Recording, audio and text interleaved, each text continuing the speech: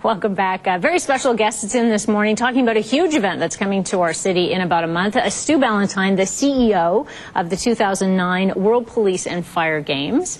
Thanks for being here. Thank you very much. On my left, two competitors, Jill Proctor from the Vancouver Police Department and Mike Canaday from the Vancouver Fire Rescue. We're going to talk to you guys a little bit about previous competitions and what you've got coming up. But Stu, I'm going to start with you and tell everybody what the World Police Fire Games is all about. Well, it's a competition open to law enforcement and firefighters, so it's border services, corrections guards, all police officers, competing in 64 sports across 56 venues around the Lower Mainland and Sea to Sky region. So it's a big logistical planning.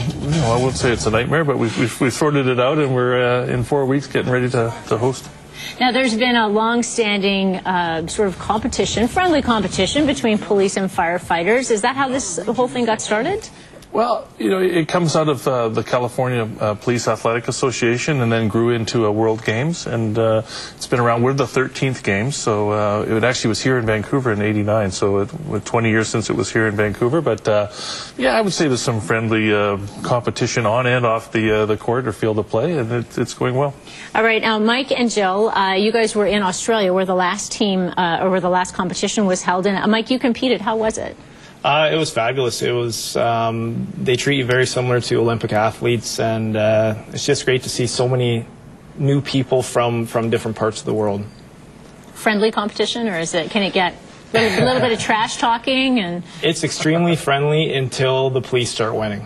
Oh. And then it's time, for the fire to step it up. Yeah. Now, Jill, we talked a little bit about this off air. It's a huge event. Lots of people expected, lots of athletes, more than probably for the Olympics. So logistically, how's the planning going? It's starting to ramp up very quickly. We're starting to get a little stressed in the office, I must say. But now you obviously have, because it's over a much larger area than the Olympics, Whistler and Vancouver. You guys are from Whistler all the way out to Chilliwack. So logistically moving people around, and you've got that all sorted out? We've got transportation plans ready to go. And lots of athletes look after themselves as well to get around. But we got probably 10,000 people coming. Just athletes, plus trainers and coaches and family and friends. So we're looking at moving and entertaining 40 to 50,000 people. Amazing. Now, you're competing this year. Yes, I am. In the Grouse Grind event. Yes. And you guys are on the same team. How does that work, fire and police working together? We are on the same team.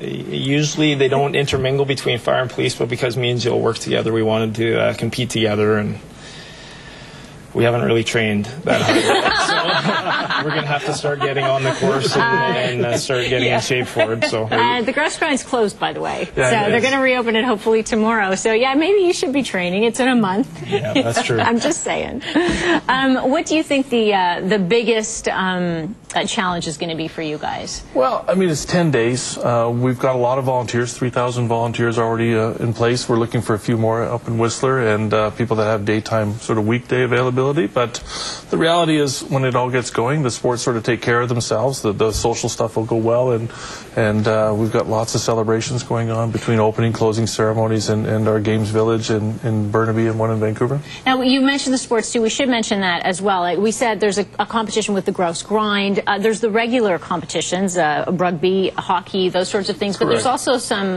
more unusual There's some very unique sports that are specific to these games, and that would be things like the Ultimate Firefighter competition, one called TCA, which is Toughest Competitor Alive, which is sort of based loosely on the Superstars competition of the 70s.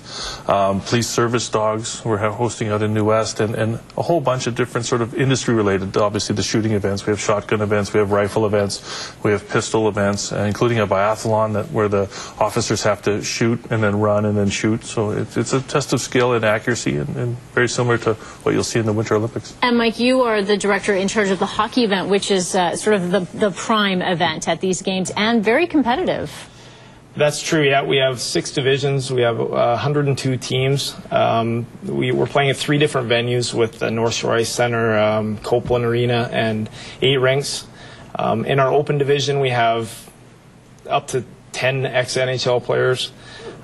So the level of competition is extremely high, and the best thing about it all is the public can come out and watch any of the sports. So And I understand the Russians are coming as well. The Russians are coming, and they generally come with a pretty stacked team, so it should be great to see them play. Okay, and tickets, where can folks get tickets for the games? Tickets, you don't need tickets. It's absolutely free to watch all the sporting events, so it's a great public event and a great community event, so people can come out and see some very, very high-level athletics and enjoy it. So that's great. Yeah. Free events. We love it. If you need any more information, though, there is a website. There is www.2009WPFG, WorldPoliceFireGames.ca, and a lot of information. We've got a great website.